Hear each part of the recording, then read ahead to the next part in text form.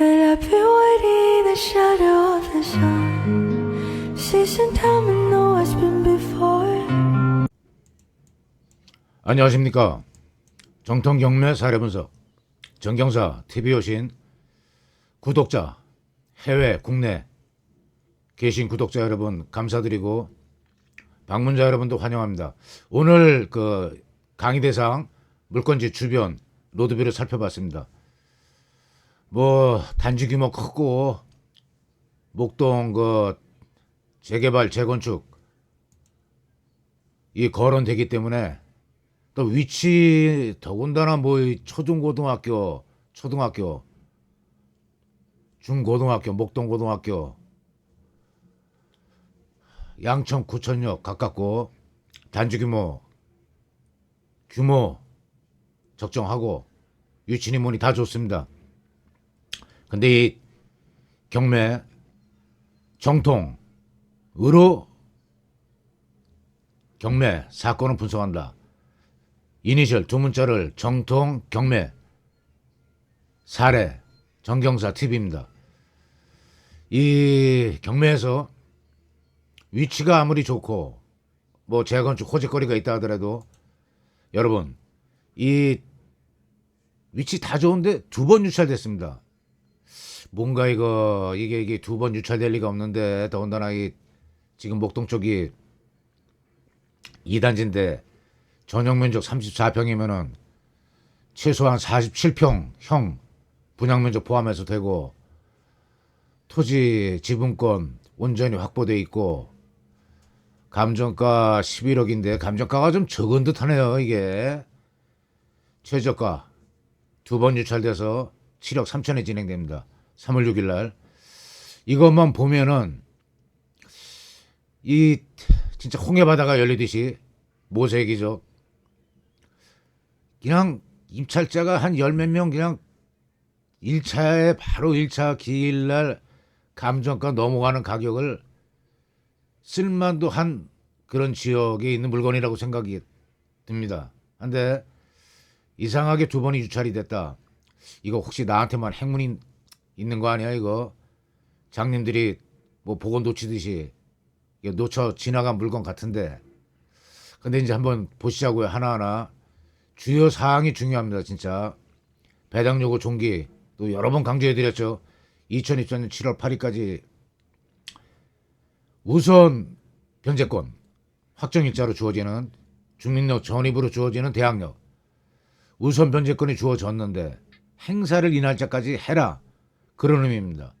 이 날짜를 넘겨서 해갖고 그냥 문구상으로 봤을 때는 배당 신청했으니까 저 보증금 배당 받아 가겠지 하고 들어갔다가 인수금으로 전환 역전이 되면서 뭐 7억을 더 내야 되네 12억을 더 내야 되네 전세금이 그대로 인수가 되는 그런 경우에 발생되는 재경매 사례가 까지 간간히 있습니다.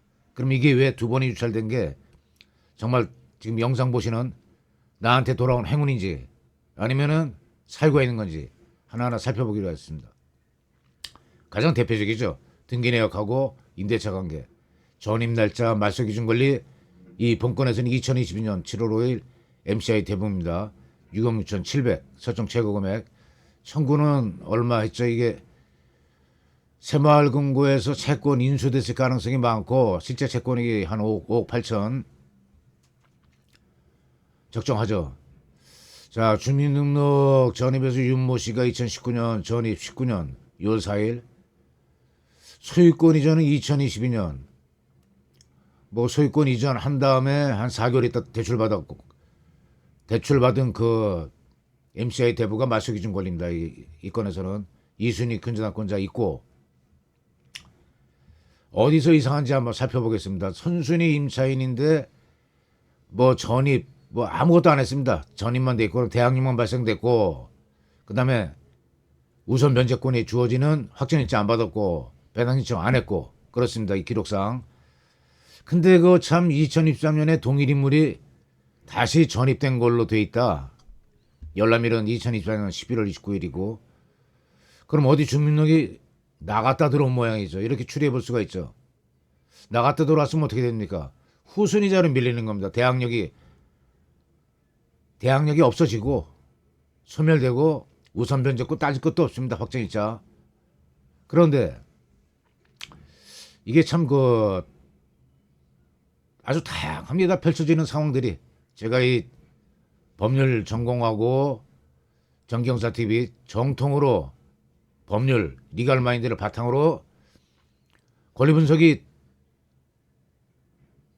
뭘 의미하냐면은 입찰을 아직 보지 말아야 될지 아니면은 얼마 정도 떨어진 다음에 2차, 3차 유찰된 다음에 적정하구나. 감가 요인 얼마 저가에 뭐 감정가 50%가 봐야 된다든지 30%가 봐야 된다든지 그런 어떤 결과 입찰가를 예상하기 위해서 내가 정하기 위해서 정확한 권리 분석이 필요한 겁니다.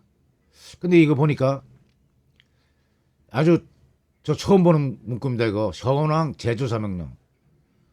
현황 조사서가 법원 직원이 좀 있으면 살펴보겠지만은 개시결정일 일주일 내지 2주일 사이에 법원 직원이 나가서 부동산의 점유 상태, 그다음에 주민등록, 초본, 등본, 외국인 체류 확인서까지 서류 띄워보고 기록한 문서입니다. 유치권에서는 아주 중요합니다. 경매 개시결정 이전부터 점유가 지속이 돼야 되니까 유치권자의 점유가.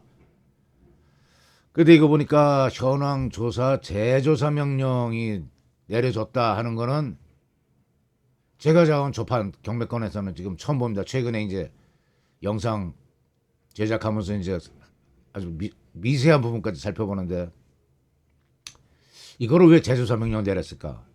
근데 이게 배우자가 있네요. 이게 윤모 씨 배우자 조모 씨에 대한 주민등록표 초본 제출. 야, 그럼 혹시 이거 부부지간에 동일 세대를 구성하는 이혼한 배우자는 별도 임차인으로 인정이 안 됩니다. 근데 등본이 아니라 초본 얘기 나오는 거 보니까 이거 세대가 분리화된 배우자가 있는 거 아닌지. 그럼 이혼을 하면서 임차보증금을 소유권 이전 등기부터 임차인이 있었습니다. 뭐 안고 산 거죠. 이거 공제하고 그러고 대출 금액도 감정가 13억이면 동일 연도니까 이빠이 줬으면 10억까지 설정 최고 금액 들어갔을 겁니다. 10억을 살짝 넘어가든지. 근데 6억을 설정됐을 때는 합리적으로 이게 추론을 해볼 수가 있죠. 한 얼마 되겠구나. 한 4억 될래나? 근데 4억 되면 다행인데 4억을 상회하면서 대출심사 기관이 어떤 범죄에 의해서 기망을 당했다든지 그런 경우도 있습니다. 대출하기 전에 대출 심사를 해서 나보다 우리가 대출을 줬을 때 앞서서 공제되는 그런 선순위 임차인 조사는 필수 코스죠. 근데 이런 식으로 다시 전입이 되고 오락가락하면서 분리된 세대가 언제 발생돼야 되는지 그런 요건까지도 민감한 겁니다. 이런 걸 정확히 살펴갖고 결론 나오기 전에는 아까 말씀드렸죠. 권리분석에서 경매 입찰 물건에서 제외를 배제해야 될 그런 우리도 나름대로 권리분석이라는 건 심사 과정입니다. 이 입찰 봐야 되나 말아야 되나. 근데 보는데 또 얼마에 봐야 되나. 여기서 결론이 안 나오면은 접근에 들어갈 수 있는 게 누구누구 돌아다니면서 물어봐봤자 소용없습니다. 관리사무소 가도 개인정보 차원에서 안 알려줄 거고 인근 부동산 가면은 더군다나 더 안 알려줄 거고 그냥 아시는 금융기관에 있으면은 경락장금 대출 의뢰를 하십시오. 해갖고 그쪽에서 대출 심사하는 과정에서 자기네들이 대출 심사를 엉성하게 이 3자 왜 기망당했을 가능성까지도 배제할 수가 없으니까 제3금융기관에 의뢰를 하셔갖고 대출 심사를 그런 과정을 거치면은 가장 근접할 수 있는 방법론이라고 생각합니다. 해서 결론이 나오면은 보증금액이 아까 추론한 대로 5억이나 또 예상 외로 뭐 13억에서 한 10억 근접한다든지 9억 정도 된다든지 지금 말하는 5억이나 9억 전부 별도 세대 구성돼서 임차인으로 인정되는 분리 세대 배우자가 있으면은 인수해야 될 금액인 겁니다. 그걸 감안하신 다음에 결정하시기 바랍니다. 이 나는 아니겠지. 나는 나무에서 떨어질 리가 없어. 경매? 그거 뭐 저 권리분석 다 쉽다 그러던데 별거 아닐 텐데 100명 중에 6명 1년에 700억 2012년도 기준 국회 법사위에 제출된 대법원 자료입니다. 1년에 700억씩 여기에 나는 주인공이 되지 말는 그런 보장을 받으시려면은 이 영상 말미에 정정서 TV 그냥 열이나 내 돈에 대한 소중함 이거 지금 얼마 뛰는 겁니까 이게 입찰보증금 3월 6일 날 최저가 7억 2,900이면은 이 날짜에 입찰 본 데들이 7억 7,300만 원 찾아가야죠. 7,300만 원 명줄이 걸린 게 권리 분석입니다. 이렇게 사례가 많다는 얘기입니다. 적지 않습니다. 자, 현황조사서 아까 나왔죠. 여기에 그 나와 있습니다. 그 윤모 씨 배우자 조모 씨에 대한 주민등록표 초본 제출 별첨을 했다. 그래서 이렇게 지금 그 경매 기일 전에 현황조사서하고 물건 명세서는 일반 공개됩니다. 여기에도 그 임차인이 선수님 임차인이 만약 인정이 될 경우에 배우자가 이게 뭐 전입 날짜만 있고 아예 없습니다. 뭐 보증금 차임 확정일자 배당 신청 아예 없습니다. 그럼 인수된다 전제하에서 얼마가 되는지 아까 말씀드린 대로 어떤 그런 방법론에서 결론이 나오면 입찰 대상으로 깊숙이 검토하시고 현장도 가보시고 하는데 여기서 이렇게 선순위 임차인으로 인정되면은 그 경락 잔금에서 우리가 매수 신고인이 돼갖고 법원에 내는 돈 외에 추가되는 돈이 5억 내지 9억 있을 경우에는 인수되게 되면 주의하시기 바랍니다. 이렇게 주의 문구까지 있는데 그걸 가볍게 에드거랜스 일별하고 간과하고 입찰 봤을 때 구제책 없습니다. 법적 제도는 있습니다. 어떤 경우냐 매각 물건 명세서나 현황 조사서에 있는 문구 자체에서 이 신청 사유를 찾아내갖고 매각 결정 일주일 전 매각 불허가 신청 매각 결정 난 다음에 확정 일주일 또 걸립니다. 확정되기 전에 매각 결정에 대한 즉시항고 확정된다면은 매각 결정 취소 신청 지금 불러드린 순서에 의해서 인용 가능성이 가면 갈수록 적어지는 겁니다. 그리고 신청 취지나 신청 이유 아니면은 그 요새는 그 저기 소송 직접 당사자가 직접 전자소송 제도 아주 발달되어 있습니다. 우리나라 이 경매 제도만 아날로그 시대로 유지하고 있지 대법원 전자소송이라든지 그 인증서 해갖고 하면은 그 뭐 사인도 저절로 되고 제가 그 친생자 부존재 확인 청구 소송을 5년에 걸쳐서 직접 제가 해갖고 재판부 갱신 뭐 변론 갱신 걸쳐서 5년 만에 유전자 검사 없이 받아내는 과정에서 우리나라 대법원 전자소송 제도에 아주 우수함을 제대로 맛본 사람입니다. 문건 접수 내역 이 처리 내역에 보면은 누구 당사자가 안 나와 있습니다. 그래서 이 권리 분석의 마무리는 아까 말씀드린 현황 조사서 물건 명세서 외에 최고가 매수 인권이 된 다음에 비로소 열람할 수 있는 게 경매 집행 기록입니다. 개시결정 떨어지 신청부터 경매 기일까지 그거는 최고가 매수 인권이 내는 이해관계인 지위가 인정되기 전입니다. 경매 기일 전에는 전부 다 그냥 일반 이해관계인입니다. 매수 신고인이 된 다음에야 기록 열람할 수가 있는데 그 기록 열람까지 해야 완벽한 권리 분석의 정점, 활용 점정, 끝을 보는 건 종료가 되는 겁니다. 그래야 내 돈에 입찰 보증금이 안전한 겁니다.